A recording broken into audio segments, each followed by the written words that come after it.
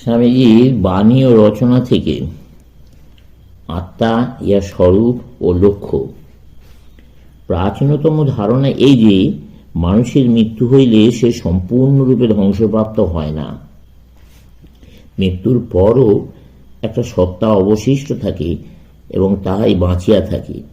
মিশরীয়, ব্যাবিলনীয় এবং প্রাচীন হিন্দু সম্ভবত পৃথিবীর প্রাচীনতম তিনটি জাতির মধ্যে তুলনা করিয়া তাহাদের প্রত্যেকের নিকট হইতে এই ধারণাটি গ্রহণ করা সমীচীন হইবে। মিশরীয় এবং ব্যাবিলনীয় দিগের মধ্যে একটি আত্মা বিষয়ক ধারণা, একটি যুগ্ম সত্তার ধারণা দেখিতে পাই। তাহাদের মতে এই দেহের অভ্যন্তরে অপর একটি দেহ আছে, যাহা এখানে বিচরণ করিয়া কর্মাদি সম্পাদন করিতেছে।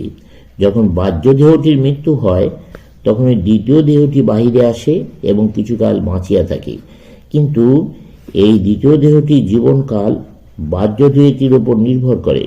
প্রথম দেহটির কোনো অঙ্গ আহত হইলে দ্বিতীয়টিরও সেই অঙ্গ সমভাবে আহত হইবে। এই কারণেই প্রাচীন মিশরীয় দিগের মধ্যে মৃত ব্যক্তির দেহকে সুগন্ধ আরোপ প্রভৃতির দ্বারা সুবাসিত করিয়া পিরামিড প্রভৃতি নির্মাণ করিয়া সংরক্ষণ করিবার আগ্রহ দেখিতে পাই। আমরা দেখিতেছি যে ব্যাবিলনীয় এবং প্রাচীন মিশরীয় দিগের মতে এই দ্বিতীয় দেহটি অনন্তকাল বাঁচিয়া থাকিতে পারে না, বড় জোর ইহা কিছুকাল থাকিতে পারে, অর্থাৎ পরিত্যক্ত বাহ্য দেহটি যতদিন সংরক্ষিত হয় ততদিন।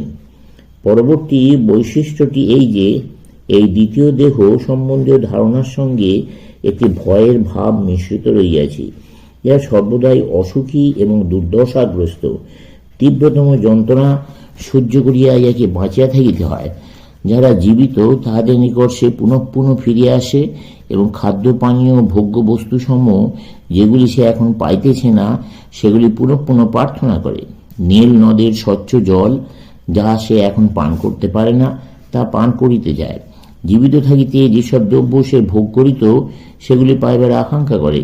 যখন দেখে সে এইগুলি পাইবে না তখন অত্যন্ত হিংস্র হইয়া ওঠে এবং সময়ে সময়ে ওই সকল খাদ্য না পাইলে জীবিত ব্যক্তিদের জীবন বিপন্ন করিয়া তোলে। আর্যগণের চিন্তাধারা আলোচনা করিলে আমরা সঙ্গে সঙ্গে এর একটি বিশেষ ব্যতিক্রম লক্ষ্য করি। এখানে একটি দ্বিতীয় দেহের ধারণা রইয়াছে, কিন্তু ওইটি এক প্রকার আধ্যাত্ম দেহ। অপর একটি বড় প্রভেদ এই যে এই আধ্যাত্ম দেহ বা আত্মা বা যাহাই আমরা বলি না কেন, এটি জীবনকাল পরিত্যক্ত দেহের সহিত বিজড়িত নয়, বরং আত্মা পূর্বদেহের বন্ধন হইতে মুক্তি লাভ করিয়াছে বলিয়াই মৃতদেহ দাহ করিবার অপূর্ব পদ্ধতিটি আর্যদের মধ্যে প্রচলিত। মৃতের পরিত্যক্ত দেহ হইতে তার অব্যাহতি পাইতে চায়, আর মিশরীয়গণ এই দেহকে সুগন্ধ আরোপ দ্বারা সুবাসিত করিয়া কবরে প্রথিত করিয়া পিরামিড প্রভৃতি নির্মাণ করিয়া উহাকে সংরক্ষিত করিতে চায়। মৃতের দেহকে বিনষ্ট করিয়া দেওয়ার এই সর্বাপেক্ষা প্রাচীন প্রথা ছাড়াও কতকটা উন্নত জাতিগুলির মধ্যে মৃতদেহ বিনষ্ট করিবার যে রীতি দেখা যায় তাহা দ্বারা বেশ প্রমাণিত হয় যে উহাদের মধ্যে আত্মার ধারণাটি বর্তমান। যেখানে দেহ বিযুক্ত আত্মার ধারণাটি দেহের ধারণার সহিত যুক্ত, সেখানেই আমরা মৃতদেহ সংরক্ষিত করিবার এবং যে কোনোভাবে ইহাকে প্রথিত করিবার আগ্রহ লক্ষ্য করি। অপরপক্ষে যাহাদের মধ্যে এই ধারণা পরিস্ফুট হইয়াছে যে আত্মা দেহ হইতে সম্পূর্ণ পৃথক এবং মৃতদেহ ধ্বংসপ্রাপ্ত হইলে আত্মা আহত বা ধ্বংসপ্রাপ্ত হয় না, তাহাদের মধ্যেই মৃতদেহ দাহ করিবার রীতি অবলম্বিত হইয়াছে। তাই আমরা প্রাচীন আর্য জাতির মধ্যে এই মৃতদেহ দাহ করিবার প্রথা দেখিতে পাই। যদিও পার্শ্বিকরা এই প্রথা পরিবর্তন করিয়া একটি উচ্চ স্থানে অনাবৃতভাবে মৃতদেহ রাখিবার প্রথা অনুসরণ করে, কিন্তু এই উচ্চ স্থান বা দখমা নামের অর্থ দাহ করিবার স্থান। ইহার দ্বারা প্রতীত হয় যে প্রাচীনকালে তাহারাও মৃতদেহ পোড়াইত। আর্য জাতির অপর একটি বিশেষত্ব এই যে তাদের দ্বিতীয় দেহগুলির ধারণার সঙ্গে কোনো ভীতির ভাব জড়িত ছিল না। দ্বিতীয় দেহগুলি খাদ্য ও সাহায্যের জন্য এই পৃথিবীতে নামিয়ে আসে না, বা ওই সাহায্য হইতে বঞ্চিত হইলে হিংস্রও হয় না, অথবা জীবিত ব্যক্তিগণের জীবন বিপন্ন করিতে প্রয়াসী হয় না। উহারা বরং আনন্দিত, দেহবন্ধন হইতে মুক্তি লাভ করিয়া আহ্লাদিত। চিতাগ্নি স্থূল দেহ হইতে বিশ্লিষ্ট হইয়া যাওয়ার প্রতীক। চিতাগ্নির একটি নিকট প্রার্থনা করা হয়, অগ্নি যেন দেহমুক্ত আত্মাকে পিতৃপুরুষদের নিকট, যেখানে দুঃখ নাই, যেখানে চির আনন্দ বিরাজিত, সেইখানে ধীরে ধীরে বহন করিয়া লইয়া যান। এই দুইটি ভাব দ্বারা লক্ষ্য করলে আমরা সঙ্গে সঙ্গে বুঝিতে পারি, ভাব দুইটির স্বরূপত এক প্রাথমিকভাবে একটি আশাবাদী, অপরটি নৈরাশ্যবাদী, একটি অপরটির ক্রমবিকাশ মাত্র। ইহা খুবই সম্ভব যে অতি প্রাচীনকালে আর্যগণ ও মিশরীয়ের ন্যায় একই ভাব দ্বারা পোষণ করিতেন।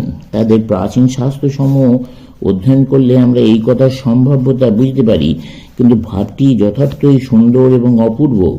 যখন কোনো ব্যক্তির মৃত্যু হয়, তখন এই আত্মা পিতৃপুরুষগণের নিকট গমন করিয়া তাহাদের সহিত সুখ ঐশ্বর্য উপভোগ করে। পিতৃপুরুষগণ আত্মাকে খুবই সদয়ভাবে গ্রহণ করেন। আত্মা সম্বন্ধে ভারতের প্রাচীনতম ধারণা এইরূপ। পরবর্তীকালে এই ভাব উচ্চ হইতে উচ্চতর পর্যায়ে গিয়া পৌঁছিয়াছে। তখন দেখা গেল তারা পূর্বে যাকে আত্মা বলিয়া অভিহিত করতেন, তা বস্তুত আত্মা নয়। এই জ্যোতির্ময় দেহ, সূক্ষ্ম দেহ, যত সূক্ষ্মই হইব না কেন, বস্তুত দেহ মাত্র, এবং সূক্ষ্ম বা স্থূল সকল দেহই কোনো না কোনো উপাদানের দ্বারা গঠিত। যাহা কিছু কোনো প্রকার অবয়ব বিশিষ্ট, তাহা অবশ্যই সীমিত, তাহা কখনোই চিরস্থায়ী হইতে পারে না। যাহা অবয়ব বিশিষ্ট তাহাই পরিবর্তনশীল, আর যাহা পরিবর্তনশীল তাহা কিরূপে নিত্য হইতে পারে। সুতরাং এই জ্যোতির্ময় দেহের পশ্চাতে তাহারা যেন একটি সত্তা অনুভব করিয়াছেন, যাহাকে মানুষের আত্মা নামে অভিহিত করা যায়। ইহাকে আত্মা বা জীবাত্মা বলা হয়ে থাকে। আত্মা সম্বন্ধীয় ধারণা এইখানেই আরম্ভ হইল। এটিকেও অবশ্য বহু পরিবর্তনের মধ্য দিয়া যাইতে হইয়াছে। কেহ চিন্তা করলেন এই জীবাত্মা নিত্য, কেউ ভাবিয়াছেন ইহা অতি সূক্ষ্ম, প্রায় একটি অণুর মতন সূক্ষ্ম। ইহা শরীরের একটি বিশেষ অংশে বাস করে, এবং যখন একজন মৃত্যুমুখে পতিত হয়, তাহার জীবাত্মা জ্যোতির্ময় দেহটিকে সঙ্গে লইয়া অন্তর্হিত হয়। আবার আরেক দল আছেন, তারা স্বীকার করেন না যে জীবাত্মা আণবিক প্রকৃতি বিশিষ্ট। জ্যোতির্ময় দেহ যে জীবাত্মা নয়, একথা বলিতে গিয়া তাহারা যে যুক্তি দেন, জীবাত্মার আণবিক প্রকৃতি অস্বীকার করিতে গিয়াও তাহারা সেই একই যুক্তি প্রদর্শন করেন। এইসব বিভিন্ন মতবাদ হইতে সাংখ্য দর্শনের উদ্ভব হইয়াছে, এবং সেখানে আমরা অনেক মতানৈক্য দেখতে পাই। সাংখ্য দর্শনের প্রতিপাদ্য ভাব এই, মানুষের প্রথমত একটি স্থূল দেহ আছে, স্থূল দেহের পশ্চাতে রইয়াছে সূক্ষ্ম দেহ, তাহা যেন মনের বাহক, এবং ইহারও পশ্চাতে রইয়া আত্মা বা সাংখ্যমতে মনের দ্রষ্টা, এবং তাহা সর্বত্র বিচরণশীল। অর্থাৎ তোমার আত্মা, আমার আত্মা এবং প্রত্যেকের আত্মা একই কালে সর্বত্র বিরাজিত। আত্মা যদি নিরবয়ব হয়, তবে কিরূপে বলা যায় যে তাহা দেশে বদ্ধ হইবে? কেননা যাহা স্থান অধিকার করে তাহারই অবয়ব আছে। যাহা নিরবয়ব তাহাই অনন্ত হইতে পারে। সুতরাং প্রত্যেক আত্মাই সর্বব্যাপী। এই বিষয়ে দ্বিতীয় মতবাদটি আরও চমকপ্রদ।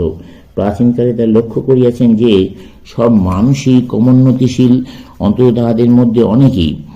তারা পবিত্রতা, শক্তি ও জ্ঞানের পথে উন্নতি করিয়াছে। প্রশ্ন হল, এই জ্ঞান, এই পবিত্রতা এবং এই শক্তি মানুষের মধ্যে কোথা হইতে বিকশিত হইয়াছে?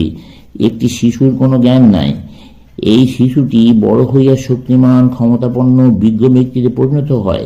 কোথা হইতে এই শিশুটি তাহার জ্ঞান ও শক্তির উৎসের সন্ধান পাইল? উত্তর, ওই জ্ঞান ও শক্তি তাহার মধ্যেই ছিল। শিশুর আত্মার মধ্যেই তাহার জ্ঞান, তাহার শক্তি প্রথমাবধি বিদ্যমান। এই শক্তি, এই পবিত্রতা এবং এই ক্ষমতা তার আত্মাতে ছিল, অবিকশিত অবস্থায় ছিল। তাহাই এখন বিকশিত। এই বিকশিত এবং অবিকশিত অবস্থা বলতে আমরা কি বুঝি? সাংখ্যবাদীরা বলেন, প্রত্যেক আত্মাই পবিত্র, পূর্ণ, সর্বশক্তিমান এবং সর্বজ্ঞ। কিন্তু এ যেরূপ মনের মধ্য দিয়ে প্রতিফলিত হয়, সেইরূপ বিকশিত হইতে পারে। মন যেন আত্মার প্রতিফলনের একটি আয়না মাত্র। আমার মন আমার আত্মার শক্তির কিছুটা যেন প্রতিফলিত করে, তেমনি তোমার এবং অপরের আত্মাও করিতেছি। যে আয়না যত বেশি স্বচ্ছ, তাতে আত্মা তত বেশি সুন্দরভাবে প্রতিবিম্বিত হয়। সুতরাং যে ব্যক্তি যেরূপ মনের অধিকারী, তাহার আত্মিক বিকাশও সেইরূপ হইয়া থাকে। কিন্তু সকল আত্মাই পবিত্র এবং পূর্ণ।